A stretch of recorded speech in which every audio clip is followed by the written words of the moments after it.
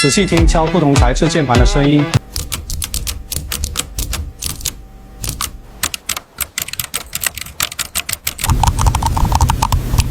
切水果解压视频的热度刚过，像这种敲击不同键盘的解压视频又火了，随便就是几万赞，操作很简单。今天1分钟教你批量制作此类视频。首先打开豆包或者揭秘，把这个提示词给它，让它根据提示词结构写出5种不同材质的 ASMR 敲键盘提示词。可以看到，它很快就帮我生成5个不同材质的键盘，而且声音都是跟材质相关的。如果你还有别的想法，比如想要个饼干键盘，也可以继续让它生成，可玩性很高。